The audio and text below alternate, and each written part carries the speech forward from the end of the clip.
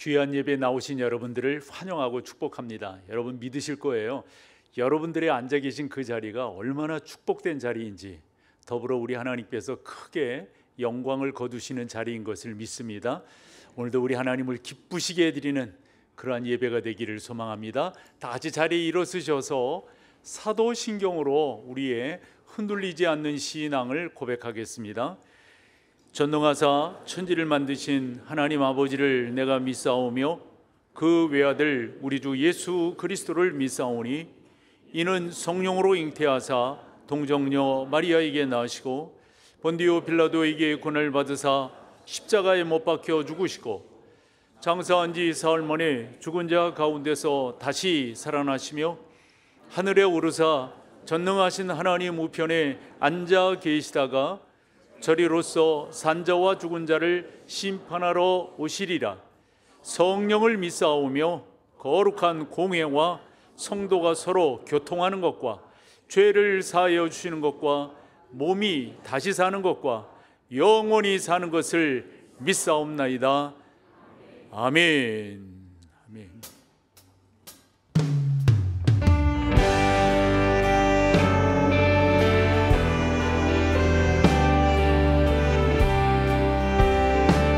빛나고 높은 보좌와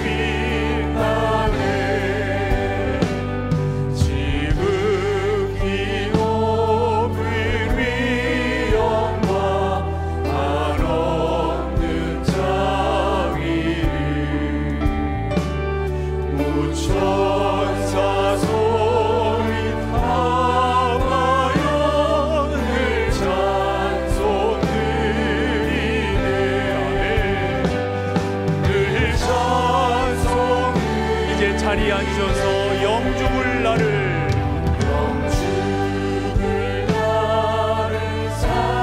살리려 그 영광 떠나서 그 부끄러운 십자가 날 위해 지셨네.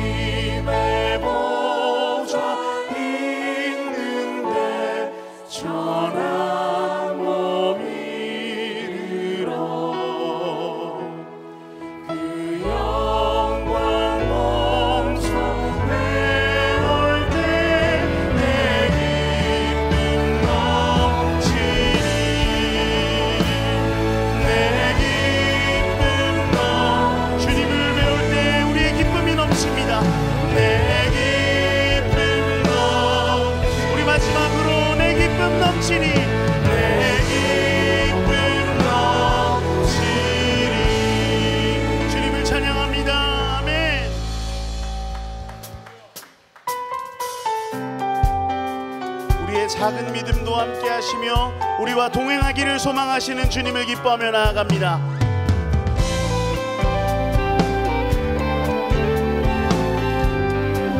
내게 대단한 믿음 없어도 주를 따를 만한 용기와 힘 없어도 나의 연약함 사용하시는 주님, 나의 삶을 완성하시네. 나의 하루를 지켜주시고 나의 하루를 지켜주시고 주의 사랑 안에 자라가게 하시네. 나의 믿음을 사용하시는 주님, 나의 삶을 기대하시네. 함께 고백합니다. 모든 생활 속에 주와 동행하네. 말하지 않아도 나의 말을 하시네. 날 위해 보이신 사랑이 오늘도 날 살게 하시네. 나를 이끄시는 주님만 따라가네. 나의 하루를 지켜주시고 주의 사랑 안에 자라가게 하시네. 나의 믿음을 사용하시는 주님, 그런 우리를 기대하심에 감사합니다. 나의 삶을 기대하시네. 모든 생활 속에 주와 동행하네. 말하지 않아도 나의 맘을 아시네. 날 위해 보이신 사랑이 오늘도 날 살게 하시네.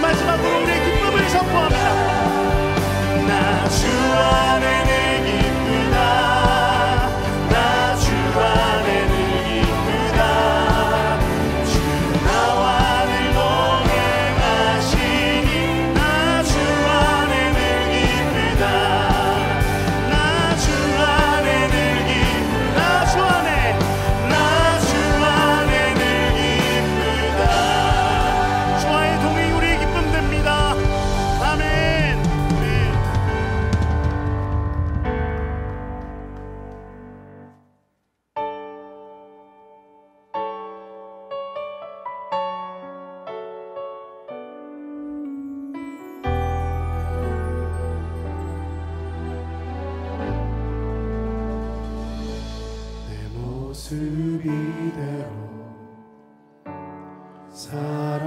사랑하시네 연약한 그대로 사랑하시네 나의 모든 발걸음 주가 하시나니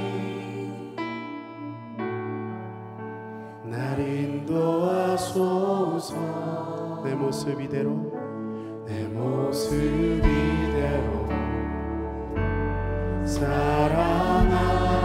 사랑하시는 연약한 그대로 사랑하시네 나의 모든 발걸음 주가 하시나니 날 인도하소서 주의 날개 아래 거하는 것 주의 임재 안에 거하는 것 나의 가장 큰 소망 나의 가장 큰 은혜 주와 함께 동행하는 주의 날개 아래 주의 날개 아래 거하는 것 주의 임재 안에 거하는 것 나의 가장 큰 소망 나의 가장 큰 은혜 주와 함께 동행하는 내 모습 이대로 내 모습 이대로 사랑하시네 연약한 그대로 사랑하시네 나의 모든 발걸음 주가 하시나니 날 인도하소서 날 인도하소서 주의 날개 아래 거하는 것 주의 임재 안에 거하는 것 나의 가장 큰 소망 나의 가장 큰 소망 나의 가장 큰 은혜 주와 함께 동행하는 주의 날개 아래 거하는 것 주의 임재 안에 거하는 것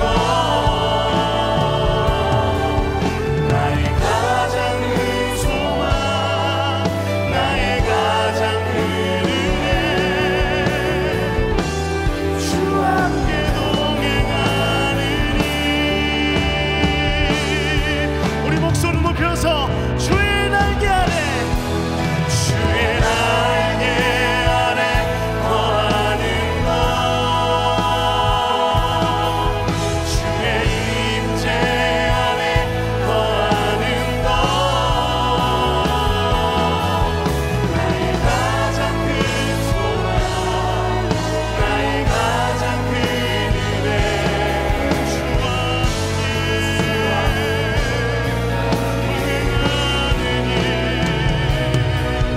주의 날개 아래 거하는 것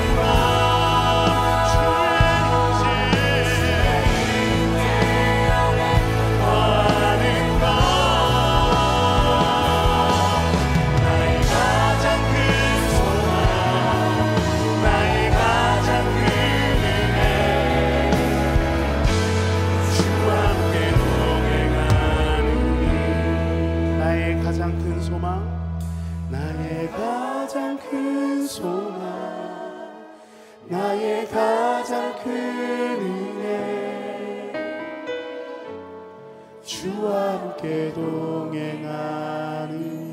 다시 한번 우리 진솔한 고백으로 나의 가장 큰 소망, 나의 가장 큰 은혜, 주와 함께 동행하는. 사랑하는 주님, 우리가 주와 함께 동행하고 싶습니다. 어미새가 그의 새끼를 날개 아래에 품듯 우리를 품어주시고 주님과 함께 동행하며 나아갈 수 있는 저희 모두가 될 수 있도록 인도하여 주시옵소서. 특별히 주의 말씀으로 그와 같은 하나님과 동행하는 기쁨을 알게 되는 귀한 예배가 되게 하여 주시옵소서. 우리 시간 이와 같은 기도의 제목 가지고 주의 이름 한번 부르며 기도하면서 나아갑니다. 주여 하나님 감사합니다. 자격 없는 저희들을 불러 모아주시고 온전히 주님과 함께 동행함을 그 기쁨을 누릴 수 있도록 은혜를 베풀어 주시니 감사합니다.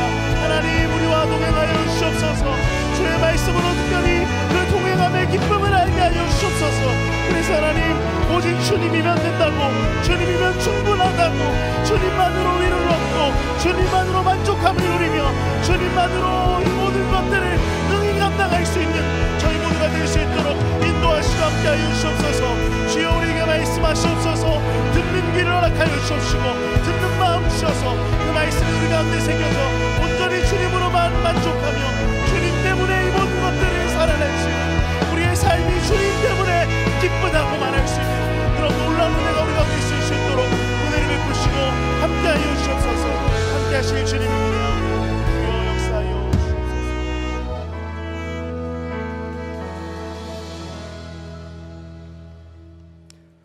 모든 것에 완전하신 하나님 아버지, 우리는 모두 양 같아서 제 각자의 길로 간 저희의 죄악을 예수 그리스도로 하여금 담당하게 하신 사랑 앞에 오늘 저희가 다시 한번 무릎을 꿇고 기도합니다. 돌아세워 놓으면 다시 옛사람의 길로 돌아가 반복적인 죄 속에 있는 저희를 무한하신 인내로 손잡아 일으켜 세워주시는 하나님 아버지의 사랑 앞에서 오직 감사의 찬양을 올려드릴 뿐이오니 저희의 예배를 받아주시옵소서.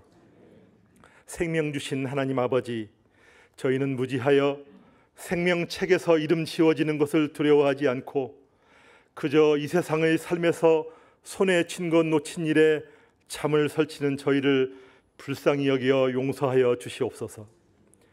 이 땅의 패역함과 겹겹이 쌓인 죄악의 굴레로부터 저희가 해방되기를 소망하오니 주의 말씀의 능력이 우리 안에 다시 타오르게 하시고 성령의 감동을 통해 자복하며 회개하는 삶으로 돌아가도록 오늘도 역사하여 주시옵소서.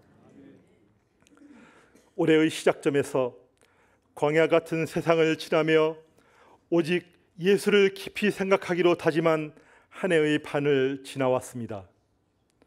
하나님 베풀어 주신 은혜 속에 여기까지 오게 하셨습니다. 가끔은 세상에 되어지는 것을 이해할 수 없으나 오직 하나님의 선하신 뜻과 계획하심 아래 악인도 사용됨을 믿으며 한 말씀이라도 주께서 주신 말씀 붙들고 올해 남은 시간도 하나님과 동행하여 살기를 간절히 원합니다. 세상의 어떤 위로도 만족함이 없사오니 교회가 그 역할을 감당하게 하시어 여러 사역과 봉사의 현장마다 회복과 기쁨이 넘치게 하여 주시고 평강의 하나님 음성을 듣는 우리 목동 제일교회 모든 성도들이 되도록 은혜를 베풀어 주시옵소서. 교회 안에 연약한 성도들의 애끓는 기도가 있습니다. 온 교회가 한 마음으로 올려드리는 도고의 기도 중에 밝은 빛 비추어 고개 들어 하나님 바라보는 회복과 치유의 역사가 넘쳐나기를 소망합니다. 주님 기도합니다. 오직 보내신 이도 주님이시고 부르신 이도 주님이심을 믿으며 군 선교지와 해외 선교지의 사역을 감당하고 계시는 선교사님들을 붙들어 주시고 우리 교회와 성도들의 기도가 그들에게 힘을 더할 수 있도록 인도하여 주옵소서.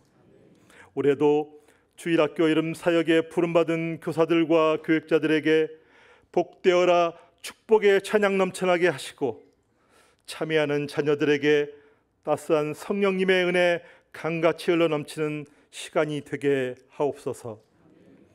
말씀 증거하시는 담임 목사님을 성령 충만함으로 붙들어 주시옵고, 늘 성도들의 형편을 살피며 기도하는 우리 교회 교육자님들에게 하나님의 크신 복락을 더하여 주옵소서.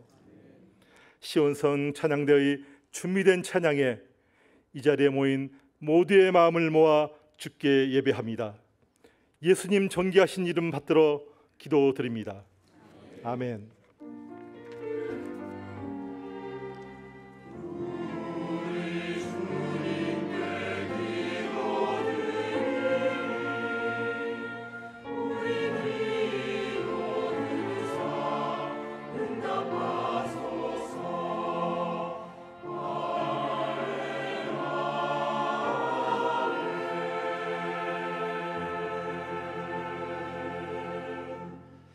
감사합니다. 오늘 함께 나눌 말씀은 지난주와 같습니다. 창세기 5장 21절에서 24절입니다.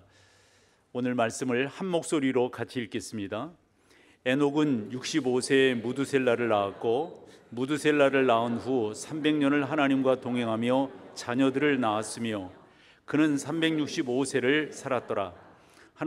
에녹이 하나님과 동행하더니 하나님이 그를 데려가심으로 세상이 있지 아니하였더라. 아멘.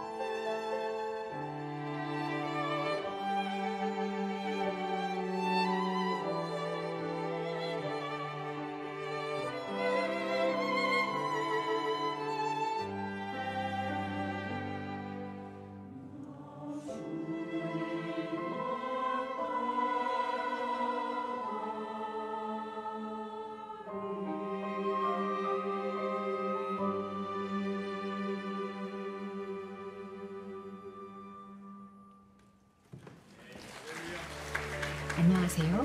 오늘 처음 교회에 오신 여러분을 진심으로 환영합니다. 예배로 승리하는 목동제일교회 6월 29일 소식입니다. 첫 소식은 맥주 감사주일 안내입니다. 다음 주일은 맥주 감사주일로 드립니다. 지난 상반기 동안 성실하게 돌보시고 인도하신 하나님께 감사하는 주일 되시기 바랍니다.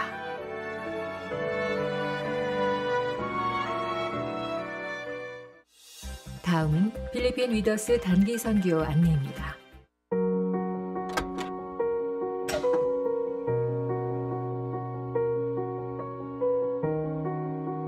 Magandang araw po sa inyong lahat. Ako po si Joanna at ako po ang mother ni Tatiana Pigon. Ako po ay lubos na nagpapasalamat po sa inyo na adoptive parents po ng aking anak. 안녕하세요. Wimida. Nakatulong po sa akin ng pag-i-adopted child spiritually na mas lalo makilala si Lord at mas lalo pong kapalapit sa Kanya. Financially naman po sa pag-aaral at sa mga bagay na gusto kong pilitin lang po. Lahat ako po si Jade Cruz, isa po sa mga napiling adopted child. Nagpapasalamat po ako sa pagbibigay ninyo ng suporta sa aking pag-aaral spiritually and financially. Tulong ng SACTI program sa aming buhay. Dati hindi ko binubuklat ang dibdib at hindi marunong mag-memory verse. Pero po sa ngayon, napakadami na po ako nag-move.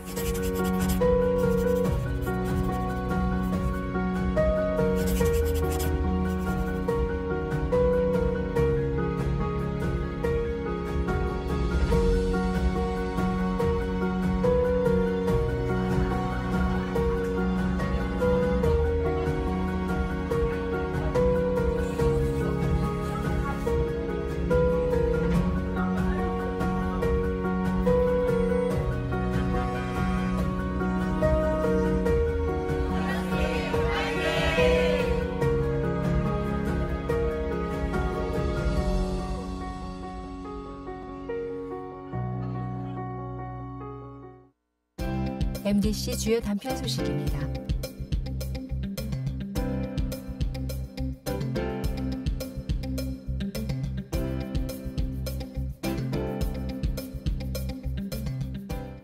살아계신 하나님과 함께하는 은혜 가득한 한 주 되시기 바랍니다.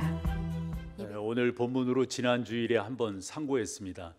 그리고 창세기 5장이라고 하는 게 많은 질문이 있습니다. 어떻게 그렇게 오래 살 수 있느냐? 어떤 사람은 930, 무두셀라 같은 경우는 969세를 살았으니까요.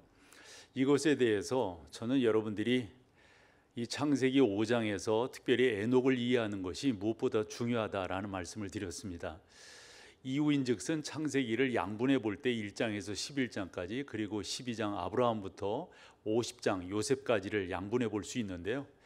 창조부터 바벨탑 그 후에는 이제 하나님께서 특별히 개인적으로 부르시는 아브라함 그 이후의 삶이 나오는 거거든요. 그래서 그 전반부를 이해하는데 하나의 넘어야 될 언덕이 있다면 이 창세기 5장 그 중에서도 에녹이라고 하는 사람을 이해하는 게 무엇보다도 중요하다 이리 말씀을 드렸습니다. 그래서 두 번째 상고하고요. 만약 기회가 된다면 다음 주 맥주 감사 주일이지만은 한 번 더 말씀을 나눔으로 에녹이 우리 가운데 주는 즉 하나님과 동행한다고 하는 게 어떤 의미인가를 좀 더 나눠보려고 그럽니다. 저는 지난 시간에 특별히 이 창세기 이 5장의 질문들이 많은데 그 질문들을 번안 몇 개의 해석을 여러분들이 소개를 했고요. 그 다음에 그 구약학자로는 여러 사람인데 그 중에서도 이 칼 델리치라고 하는 이 독일 신학자가 상당히 유명해요. 그 사람의 학문적 견해도 여러분들이 소개를 했습니다. 그리고 창세기 6장과 창세기 5장을 창조과학회에서 남다르게 보거든요. 그러면 그 주장은 뭔가라고 하는 것도 여러분들에게 소개를 한 바 있습니다.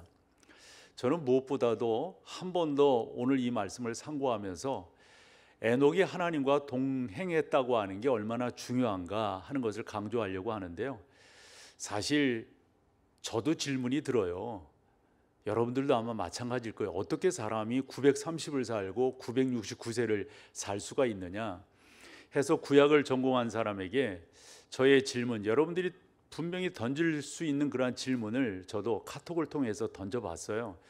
이렇게 질문이 생기는데 이런 질문들에 대해서 어떠한 답을 줄 수가 있느냐라고 물었더니 남다르게 답을 쭉 줬는데, 그것을 정리해 보면 두 가지 이야기를 했습니다. 하나는 닫힌 역사라고 하는 게 뭐고 열린 역사라고 하는 게 뭔지를 알면 좋겠다 하는 그런 내용입니다. 닫힌 역사라고 하는 것은 말 그대로 우리가 지금 믿고 있는 이 믿음을 그대로 가지고 가는 겁니다.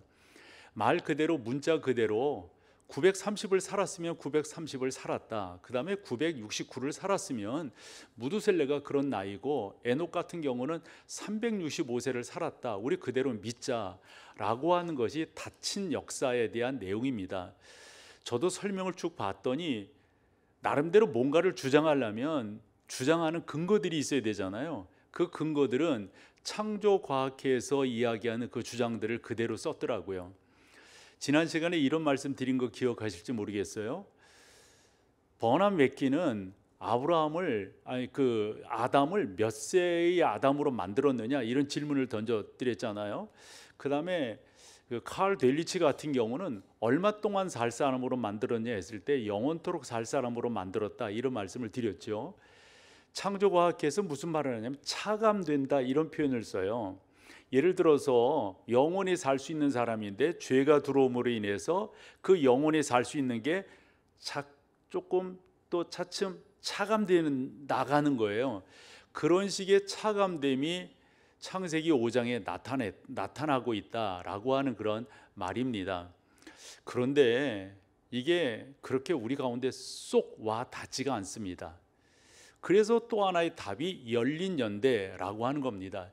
이 열린 연대라고 하는 것은 그 안에도 두 가지 주장이 있는데, 나았다라고 하는 단어가 있잖아요. 그 나았다라고 하는 단어를 그냥 나았다라는 표현보다도 다르게 직역을 하면 조상이 되었다 이런 말입니다. 그러니까 아담이라고 하는 사람은 이러이러한 조상이 되었고, 그 다음에 에녹이라고 하는 사람은, 무두셀라라고 하는 사람은 이런 조상이 되었다 이런 말입니다. 그래서 지난 시간에 4장의 가인의 족보도 살펴보았고 5장에 구원받은 이 아담 후손들을 살펴보았고요. 11장으로 가보면은 홍수 이후에 그리고 바벨탑을 쌓게 되고 그 바벨탑 후 셈 후손들이 쭉 나오게 되거든요. 그리고 나서 룻기 5장에 가보면 또한 그 보아스 이후에 어떠한 그 사람들이 대를 이어가는가 이런 것들을 볼 수가 있고요. 신약으로 넘어오면 마태복음 1장, 그 다음에 누가복음에서도 예수님의 그 족보가 이렇게 소개되고 있단 말이에요. 그런데 이렇게 보면은 통일성이 하나 있습니다. 그 통일성을 우리가 열린 연대기식으로 본다면 뜻이 있다라는 그런 내용으로 볼 수가 있습니다. 그 통일성은 다름이 아니라 10명씩 이렇게 잘라서 기록을 하고 있는 것을 발견할 수 있을 겁니다. 그래서 열린 연대식으로 본다면 분명히 성경은 뜻을 갖고 사람들의 족보를 이렇게 쭉 기록을 하고 있다 하는 그런 내용이고요. 그 다음에 열린 연대 가운데 두 번째로 얻을 수 있는 것은 그냥 아담, 그 다음에 무두셀라 이런 사람을 그냥 한 사람으로 보는 것이 아니라 왕조로 보자 이런 말입니다. 우리나라도 조선을 이야기한다면 이제 일제적 사관이지만은 그냥 우리 조선 이렇게 말하지 아니하고 무슨 조선이라 합니까? 이시 조선 이렇게 말하잖아요. 이시 조선 500년사라고 본다면 그 가운데 여러 왕들이 있지 않습니까? 이런 식으로 왕조로 보자 하는 겁니다. 그런데 이 왕조로 본다고 하는 것은 어디로부터 나온 아이디어인가? 이 사실 신학 하는 사람들도 보면 뭔가를 주장할 때는 그 주장에 근거들을 대야 되잖아요. 우리가 논문 쓸 때 다 그렇게 하듯이 그 주장이 뭔가 봤더니 수메르 왕조라고 하는 왕조가 있었어요. 지금 보시는 토판이 바로 수메르 왕조의 토판을 우리가 보게 되는 건데요. 저기에 보면 수메르 왕조라고 하는 것은 근동아시아의 메소포타미아와 티그리스 강 유역의 왕조를 이루었던 그러한 왕조를 말합니다. 도시국가들을 말하는데 거기에 보면은 왕이 있으면 그 왕에 또 누가 있고 이렇게 잘라서 또 그 다음에 누가 이렇게 왕조가 기록이 되어져 있어요. 아마 성경도 그렇지 않겠느냐 하는 생각입니다. 근데 우리는 이와 같은 주장들을 반대합니다. 왜냐하면 성경이 누구의 영향을 받아서, 예를 들어서 모세의 십계명이라고 하는 것은 하무라비 법전의 영향을 받은, 이런 식으로 일반적 사람들은 이야기하잖아요. 우리는 그렇게 생각하지 않는다는 거예요. 해서 닫힌 연대건 또 열린 연대건 이 해석법에 있어서 우리가 갖는 생각은, 저는 결론적으로 이런 생각을 갖습니다. 번화맺기의 해석이 저는 가장 중요하다고 생각을 했어요. 매기 성경 강의를 제가 하고 있어서 번화맺기의 해석을 따르는 것보다도 가장 합리적입니다. 번화맺기가 해석한 그 해석을 보면 지난 시간에도 소개를 했는데, 창세기 5장은 마치 공동묘지를 걷는 것과 같다. 그런 거 있잖아요. 누가 낳고 누군 죽고, 누가 낳고 누구는 죽고, 누가 낳고, 이것의 반복이잖아요. 여러분, 그 낳고 죽고 낳고 죽고, 이게 인류의 역사 아닐까요? 그런데 그 가운데 질문이 생겨요. 우리는 짐승이 아니잖아요. 동물이 아니잖아요. 우리 가운데 던져지는 질문은 뭡니까? 이것은 인류 역사가 지속적으로 갖고 있던 질문 아니겠어요? 뭐죠, 여러분? 죽음 그 이유는 뭐냐 이거예요. 죽음 그 이유는.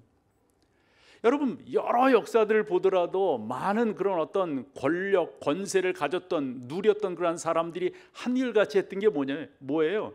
어떻게 하면 영생을 얻을 수 있는가? 그런 것은 중국에서도, 그것은 뭐 이집트 피라미드 가운데서도, 또 그 킹스밸리 같은 경우에 왕들의 무덤 같은 데 가서도 보면 다 알 수 있는 거거든요. 뿐만이겠어요? 우리나라는 안 그런가요? 그래서 뭐를 함께 묻고 뭐를 함께 그 안에 가두고, 이런 식으로 나름대로의 무덤이 이루어졌다고 하는 것은 사람들의 영원한 숙제가 뭐냐면 영원히 살고 싶은 거예요. 그런데 죽는 거예요. 그런데 창세기 5장에 봤더니 그 죽음을 이긴 한 사람을 성경이 소개합니다. 누굽니까? 에녹입니다. 번화맺기가 하는 말이 그 말이에요. 사실 몇 년 살았느냐, 이것이 중요한 것이 아니라, 창세기 5장이 말하려고 하는 것은 모든 사람들은 다 죽는다. 그런데 사는 사람이 있다. 산 사람이 있다. 이것을 성경은 말씀하고 있다 하는 겁니다. 어떻게 살았다는 거예요? 어떻게 해서 살 수 있었다는 거예요? 그것을 저는 지난 시간 22절과 24절에 동일한 표현을 통해서 방법을 여러분들에게 말씀을 드렸어요. 에녹은 하나님과 어찌했다요? 동행했다는 겁니다. 다른 사람들에게 그런 표현을 쓰지 않았어요. 에녹은 동행했다. 맞아요, 여러분. 우리가 영원히 살 수 있는 길은 동행하는 길입니다. 그 하나님을 찬양하고, 지금처럼 그 하나님의 하나님 되심을 예배하고, 그 하나님이 내 인생의 생사화복을, 여탈권을 쥐고 계신 분이라고 하는 사실을 인정하며 예배하는 것, 이게 여러분 영생하는 것 아닙니까? 지난 시간에 요한복음 14장 6절을 소개를 했어요. 우리 주님 그런 질문을 던지는 사람들이 이리 말씀하셨어요. 내가 곧 길이요 진리요 생명이니. 좀 더 원문을 그대로 직역을 하면 이렇습니다. 나만이 길이고 나만이 진리고 나만이 생명이다. 나로 말미암지 않고는 아버지께로 갈 자가 없다. 여러분, 영생의 길이라고 하는 게 다른 거겠어요? 하나님의 하나님 되심을 인정하는 거죠. 죄된 우리가 또 하나 구원의 길로서 제시된 주 예수 그리스도를 나를 위한 구주로, 나를 위한 십자가로, 나를 위한 부활로 믿으며 나아갈 때 우리 가운데는 구원이 이루어지는 거다 하는 겁니다. 다시금 정리를 해보면 동행이라고 하는 게 저는 너무도 중요하다고 생각해요. 예수 믿는 사람들이 그냥 단순하게 동행 이 차원이 아니라 좀 더 클래스 있는 동행을 묵상하셔야 되리라 봅니다. 그래서 설명을 드려보면 저는 창세기 1장 26절이 의미가 있다고 생각해요. 우리를 만드실 때 하나님께서 의논하십니다. 그때 거기에 의논하시는 것을 뭐라고 말씀하시냐면 우리가 우리의 형상을 따라 만들자 그래요. 그래서 우리는 누구입니까? 성부, 성자, 성령이십니다. 여러분, 일반적으로 보더라도요, 성숙한 사람은 차별하지 않습니다. 성숙한 신앙을 가진 사람은 함께 동역하는 의미를 깨달아서 높낮이를 생각지 아니에요. 신분의 귀천을 생각지 아니에요. 함께 어떻게 동역하며 나가는가, 이게 중요해요. 반면 죄라고 하는 것은 자꾸 순서를 정합니다. 죄라고 하는 것은 누가 크고 누가 적고 누구는 많고 누구는, 이런 식의 생각들을 갖습니다. 죄는 하나님의 속성과 다릅니다. 죄는 우리를 갈라놓습니다. 성령 하나님 우리를 하나 되게 하십니다. 여러분, 이 동행, 이 함께 한다고 하는 의미를 깨닫는 게 여러분 무엇보다도 중요합니다. 처음 사람 아담과 하와를 하나님께서 에덴 동산에 만드셨을 때 목적이 있으셨어요. 모든 것은 다 목적이 있는 거 아니겠어요? 그 목적이 뭡니까? 동행하기 위해서입니다. 그런데 죄가 들어오니까 이 동행을 거부하는 거예요. 그게 창세기 3장 8절입니다. 창세기 3장 8절에 보면 여호와 하나님의 낯을 피하여 아담과 하와가 어찌했다? 숨었다. 동행하기 싫은 거예요. 교회 안에서도 신앙이 좋은 분들을 보면 확실히 함께 협력하는 일들을 잘합니다. 이건 성품과 상관이 없습니다. 신앙이 좋은 분들을 이렇게 뵈면은요, 어떻게 하면 함께 동역하고 어떻게 하면 함께 세우고 어떻게 하면 함께 나갈 것인가, 이런 방향성을 쫓아갑니다.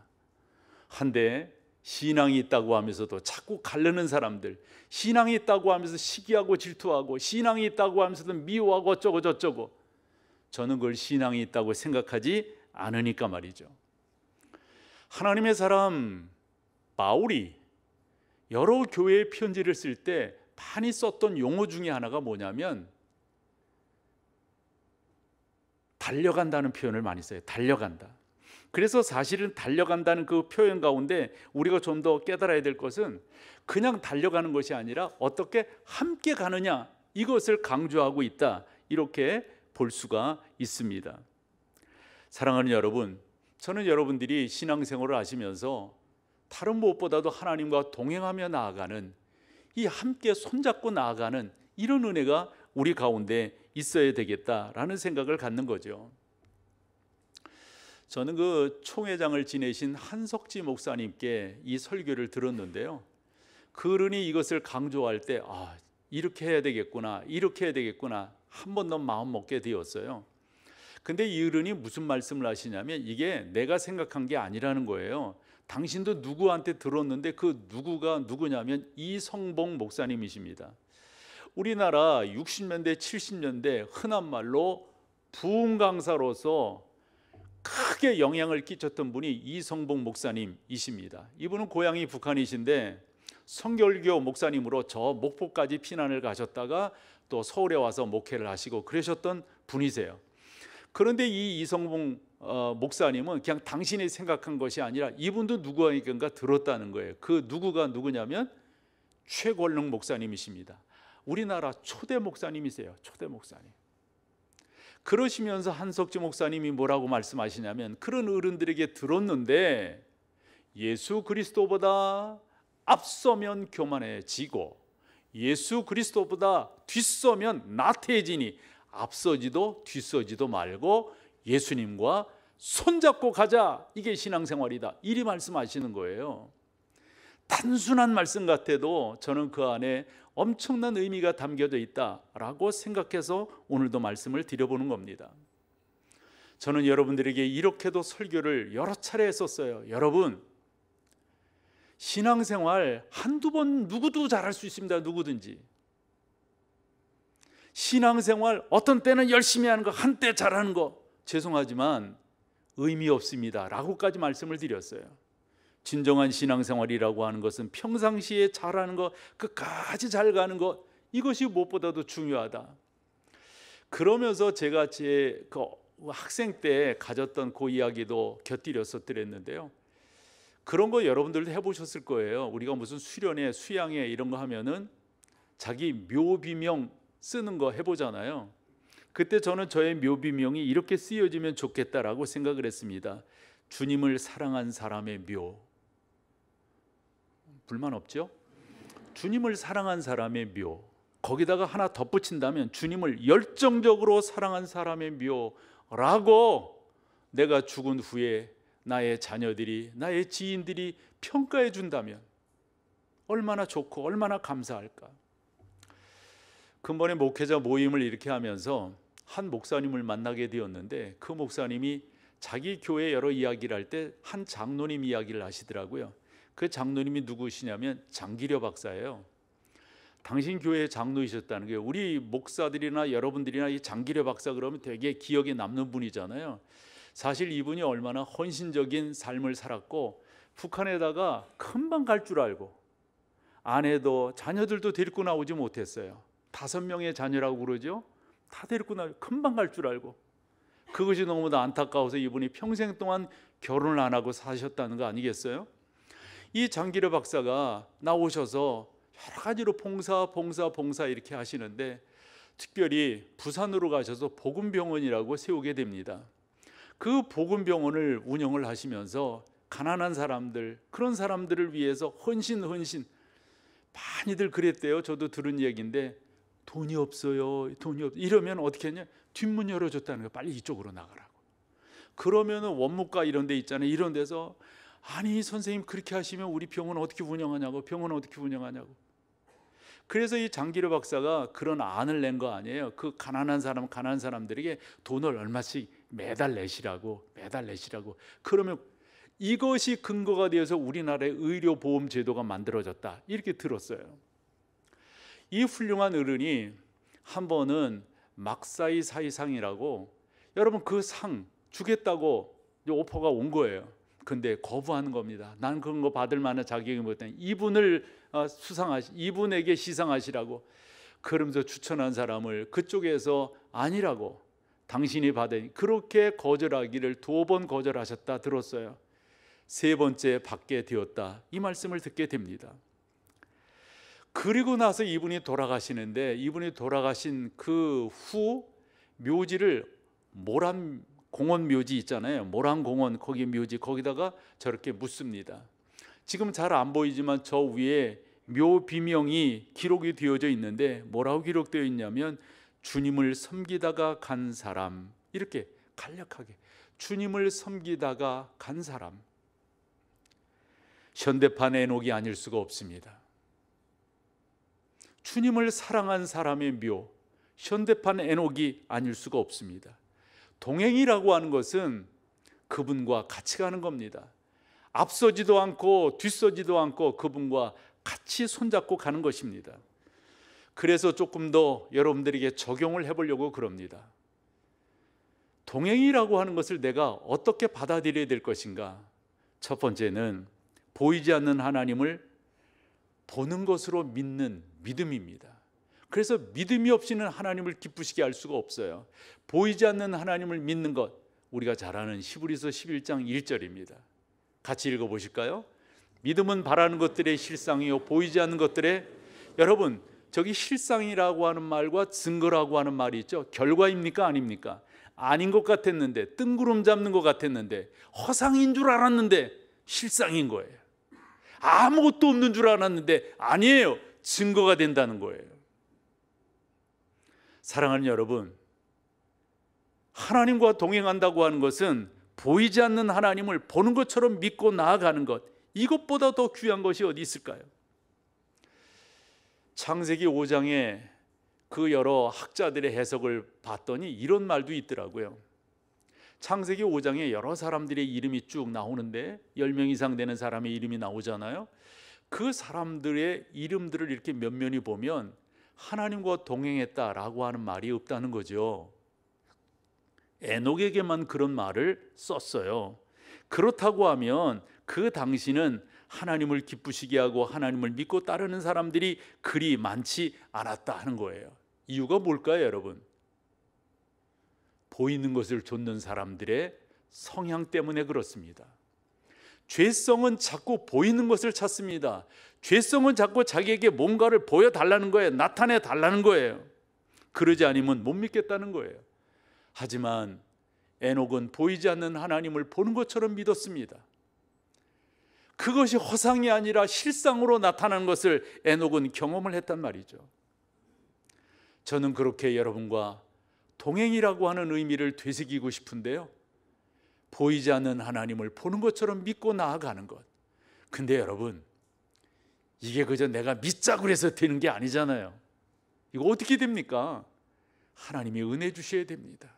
그래서 늘상 우리가 구하는 것은 하나님 은혜 주세요, 하나님 은혜 주세요, 하나님 은혜 주세요, 하나님 믿음을 주세요, 하나님 믿음을 주세요, 이렇게 기도하며 나가는 거 아닐까요?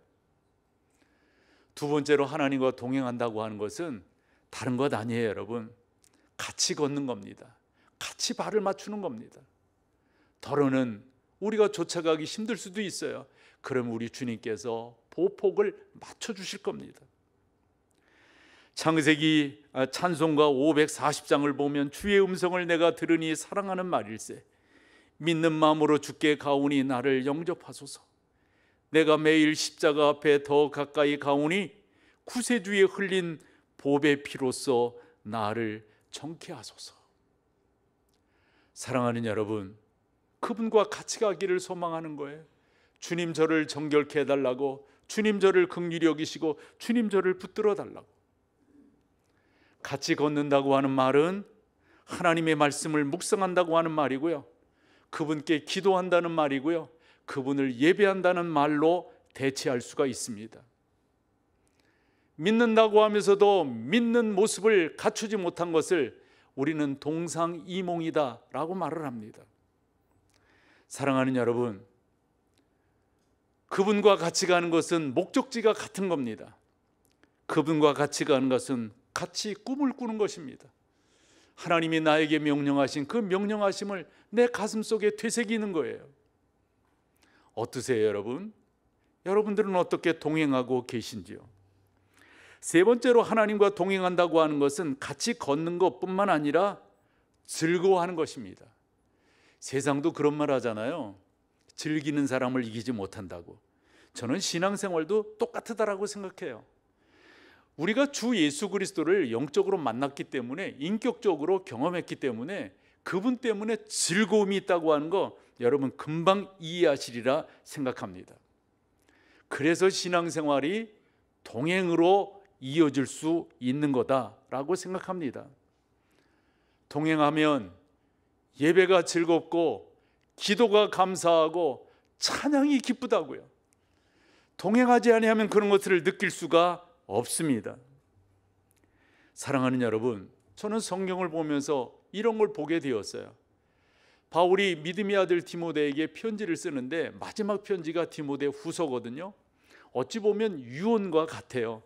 그래서 디모데 후서 2장은 이 목회 서신 가운데 바울이 디모데에게 쓴 그 서신 중 우리 목사들에게 아주 요긴한 그런 성경이에요. 그 성경의 마지막 장인 4장을 보면 바울이 디모데가 보고 싶은 거예요. 언제 참수당할지 모릅니다. 언제 사형틀에 이슬로 사라질지 모르는 그 현장 속에서 바울이 디모데가 보고 싶은 거예요. 그래서 9절에 보면 뭐라고 말하느냐? 디모데야, 속히 내게로 와라. 속히 내게로 와라. 여러분, 저 문장 속에, 저 구절 속에 바울의 심정을 읽어낼 수 있으실까요? 얼마나 바울이 보고 싶었을까? 디모데가 얼마나 보고 싶었을까?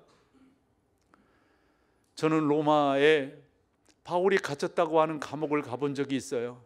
요즘식으로 말하면 반지하 같더라고요. 조금 그 위쪽에 창문만 이렇게 나오는 그런 감옥이에요. 들여다봤거든요. 이끼가 그 벽에 다 이렇게 껴 있더라고요. 요즘 우리 그런 말 하잖아요. 날씨가 너무 덥고 하니까 후덥지근하니까 끈적끈적한다. 이런 끈적끈적, 이거 좋아하는 사람이 있을까요? 저는 바울이 갇혔던 그 감옥이 바로 그런 감옥이라고 생각합니다. 그런 감옥에서 바울이 디모데를 생각하는 거예요.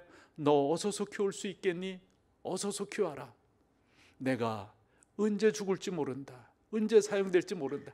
그러면서 그 10절에 한 사람의 이름을 거명합니다. 그게 바로 데마입니다. 데마는 세상을 사랑하여 나를 버리고 갔는데 너는 나한테 와라. 너는 나한테 와라.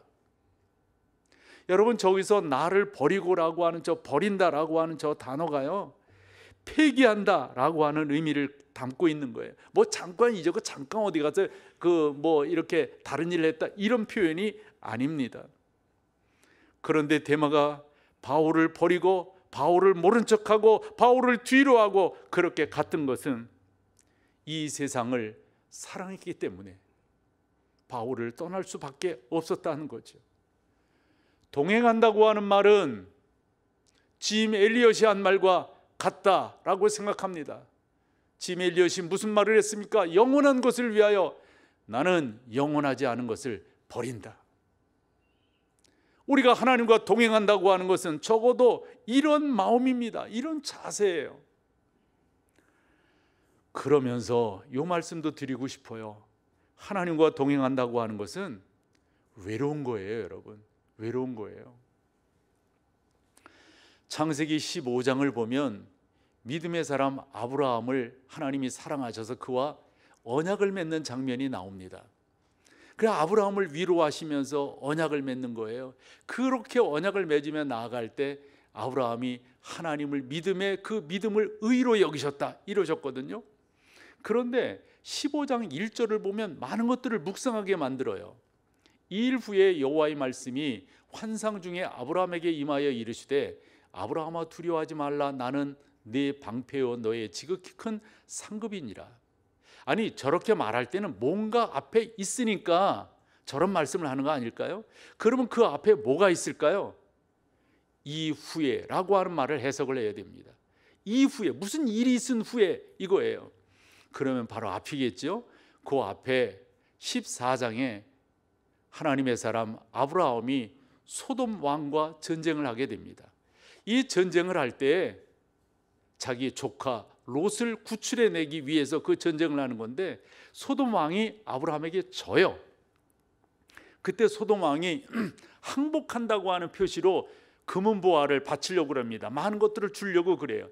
그 말은 그 당시에 전쟁에서 이기는 자는 지는 자에게 조공을 받을 수 있는 거예요. 그런 의미로 그런 것들을 주겠다는 거예요. 그런데 아브라함은 무슨 이유인지 안 받겠다는 거예요. 여러분 왜 안 받겠다고 할까요? 우리가 성경을 보다 보면 예를 들어서 여호수아 6장에 여리고성 전투가 나오게 되는데 너희는 그 안에 들어가서 아무것도 취하지 말아라. 왜 그렇게 하는 걸까요?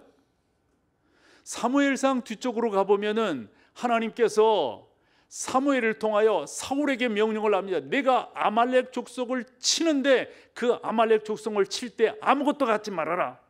여러분 무슨 의미가 담겨져 있는 거예요? 그 안에 이 전쟁은 내가 한 전쟁이 아니다 라고 하는 것을 설명하는 거예요. 이건 너의 전쟁이 아니라 당신의 전쟁이라는 거예요. 당신이 행하셨다는 거예요. 그래서 우리가 취하지 않는 거예요. 창세기 14장에서 소돔과의 전쟁에서 아브라함이 아무것도 취하지 않은 것은 이 전쟁의 승리는 내가 잘 싸워서가 아니라 전능하신 하나님께서 함께 주셨기에 그래서 아무것도 받지 않습니다. 그런데 그 다음이에요. 그 후에요. 그리고 그 단어와 단어 사이에 시간이 있겠죠. 그 후에 아브라함에게 뭔가 이게 와요. 혹시 소돔 왕이 전열을 정비해서 나를 공격하면 어찌하지? 전열을 정비해서 소돔 왕이 나를 공격하면 그때 나는 어찌한단 말이야? 이런 생각이 아브라함을 꽉 누르고 있었으리라고 봐요. 그러면서 이런 생각도 해보게 되는 거죠. 그런 생각은 그 6절 이하에 하나님께서 아브라함에게 하신 말씀을 통하여 유추해 볼 수 있는 거예요. 아브라함은 이런 생각을 하지 않았을까요? 이럴 때에 이렇게 두려움이 나를 엄습해 올 때 소돔 왕이 군대를 이끌고 나에게 쳐들어올 때 이때 나를 지켜줄 든든한 아들이 있었다면 얼마나 좋을까? 누가 나를 지켜준단 말인가? 누가 나를 지켜준단 말인가? 이런 생각이 믿음으로 행한 그 일 가운데 아브라함에게 일어났다고 보는 거예요. 그때 하나님이 아브라함을 찾아오신 거예요. 아브라함아 두려워하지 말아라. 내 아들이 너를 지키는 것도 아니고 다른 어떤 군대가 너를 지키는 것이 아니라 내가 너의 방패가 되어줄게. 내가 너의 상급이. 너 그때 그거 받지 않았다고 섭섭하니? 너 그거 받지 않았다고 지금 마음이 속상해 있어? 아니야, 내가 너의 상급이란다. 내가 너의 상급이 되어줄게. 사랑하는 여러분, 길게 설명했지만은 저는 이와 같은 것이 우리의 신앙생활에 적나라하게 드러난다고 생각해요. 저 또한 마찬가지예요. 이런 식의 생각이 저도 꽤나 많이 들어요. 나 지금 옳게 하고 있는 거 맞아? 나 믿음으로 나가고 있는 거 맞아? 나름대로 두벅두벅 가는데 그런 나름대로 의심이 저를 찾아온다고요. 진짜 너 잘하고 있는 거야? 찾아온다고요. 그럴 때 아브라함을 찾아오셨던 하나님, 이삭을 찾아오셨던 하나님, 베델에서 야곱을 만나 주셨던 하나님, 감옥에 있는 요셉을 찾아오셨던 하나님, 동일하게 저와 여러분들을 찾아오셔서 아브라함에게 말씀하셨듯 동일한 말씀을 하실 거라고 믿습니다. 내가 너의 방패란다. 내가 너의 상급이란다. 두려워하지 말아라. 사랑하는 여러분, 더러는 우리가 뭔가를 할 때 힘들고 어려운 일들이 왜 없겠어요? 이거 잘하는 거 맞아? 나 이러다 뒤처지는 거 아니야? 목회도 똑같더라고요. 가장 힘든 것 중에 하나가 뭔가에서 뒤처진다고 하는 생각이 나를 엄습할 때예요. 이러다가 뒤처지는 거, 이러다 회복 못하는 거 아니야? 이러다가 나의 죄송하지만 여기까지 생각한다고요. 나의 노후는 솔직한 저의 생각이에요. 솔직한 마음이에요. 그때 우리 하나님 찾아오셔서 말씀하십니다. 너 외롭지 않아. 내가 너의 방패가 될 거야. 내가 너의 상급이 될 거야. 그대로 가거라. 그대로 가거라. 사랑하는 여러분, 이게 하나님과 동행하는 것입니다. 이렇게 하나님과 동행하며 나아갈 때 하나님께서 여러분들에게 동역자를 주시는 거예요. 그래서 계속 기도하셔야 돼. 계속 기도하셔야 돼. 저도 이번에 그 목회자 모임에 가서 제 시간에 설교하며 할 때 지난 시간에 대한 반추를 쭉 해볼 때 그런 믿음, 그런 것들이 분명하게 있었지만 다시 한번 이야기할 때 큰 감사가 생기더라고요. 뭘까요, 여러분? 하나님께서 너무도 귀한 사람들을 붙여주셨어요. 여러분, 정말 귀한 것은 사람입니다. 정말 돕는 사람이 여러분 가운데 있다고 하는 건 엄청난 축복인 줄로 믿습니다. 목회도 똑같아요. 여러분, 계속 기도하시자고요. 하나님, 저에게 좋은 동역자를 주세요. 하나님, 저에게 함께 목표를 향해 걸어갈 수 있는 사람을 주세요. 전능하신 하나님께서 그런 은혜를 주실 줄로 믿습니다. 사람은 연약합니다. 사람은 부족합니다. 다 죽음 앞에 떨 수밖에 없습니다. 이러다가 나 뒤처지고 이러다가 나 아무것도 아닌 빈 털털이 되는 것 아니야 라고 생각할 수도 있습니다. 그럴 때 우리 하나님 함께 하실 것입니다. 너 나와 동행하자. 수많은 사람들이 창세기 5장에 기록이 되지만 하나님과 동행했다, 에녹에게만 쓰여져 있는 거예요. 구약을 연구한 그 친구가 하는 말이 그런 얘기를 하더라고요. 사실 그 안에는 에녹의 나이가 의미가 있다는 거예요. 몇 살이었습니까? 365세였습니다. 뭐가 365입니까? 1년 365입니다. 그 나이가 가지고 있는 것은 닫힌 연대로도 봐도 그렇고 열린 연대로 봐도 그렇고 하나님이 우리와 함께 하셨다라고 하는 중요한 메시지가 그 안에 담겨져 있다는 게, 완벽하다 이런 표현을 쓰더라고요. 저는 여러분들이 그렇게 믿고 주님을 쫓아가는 은혜가 있기를 간절히 소망합니다. 성경 한 절 더 볼게요. 요한복음 17장 14절에 우리 주님께서 이렇게 제자들을 위하여 하나님 아버지 앞에 기도로 아뢰이십니다. 같이 읽어보실까요? 내가 아버지의 말씀을 그들에게, 여러분 여기서 그들은 누구입니까? 1차적으로 제자들이고 우리도 저 안에 들어가는 거죠. 다시금 처음부터 볼까요? 내가 아버지의 말씀을 그들에게 주었사오매 세상이 그들을 미워하였사오니 이는 내가 세상에 속하지 아니함 같이 그들도 세상에 속하지 아니함으로 인함이니이다. 아멘. 우리가 세상에 살고 있지만 세상에 속해 있지 않습니다. 우리가 이 땅에 살아가고 있지만 우리는 하늘나라에 속한 사람이에요. 우리는 눈으로 보이고 손으로 만져지는 이 물질 세계에 살아가고 있지만 우리는 짐 엘리엇이 말한 것처럼 영원한 것을 추구하며 살아가는 하나님의 사람들인 줄로 믿습니다. 이렇게 동행함으로 승리하시는 귀한 여러분 다 되시기를 축복합니다. 자리에 일어나셔서 함께 찬양으로 나가겠습니다.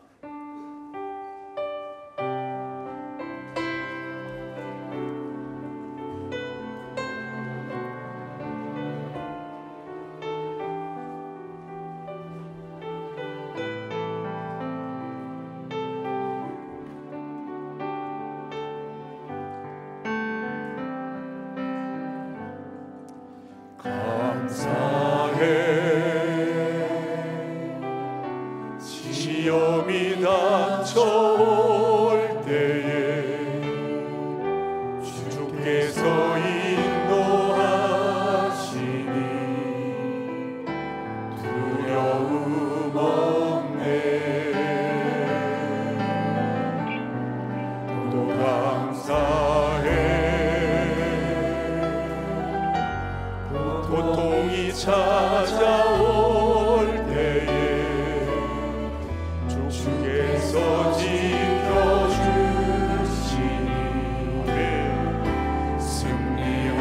승리하리라. 나의 모든 생활 속에서 주님이 함께 하시니 주님의 성령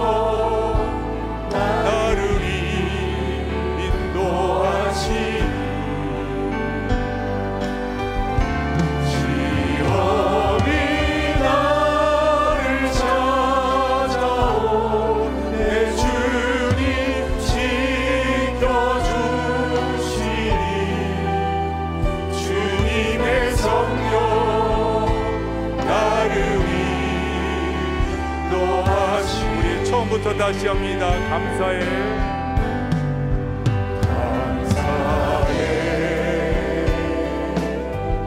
시험이 닥쳐올 때에 주께서 인도하시니 두려움 없네.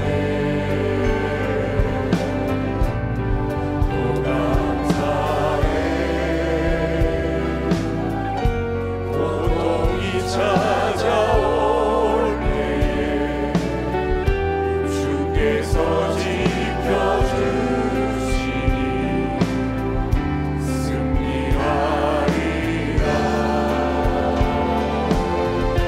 나의 모든 생활 속에서 주님이 함께 하시니 주님의 성령 나를 인도하시니 시험이 나를 찾아올 때 주님 지켜주시니 주님의 성령 나를 인도하시니. 우리 주 예수 그리스도의 놀라우신 은혜와 아버지 하나님의 그 크신 사랑하심과 성령 하나님의 인도 역사 교통 충만케 하심이 하나님과 동행함으로 하나님의 놀라운 은혜를 덧입으며 주님의 구원받은 하나님의 사람들로 승리하기를 소망하며 돌아가는 모든 성도들 가운데 이제로부터 영원토록 함께 계실지어다. 아멘. 아멘.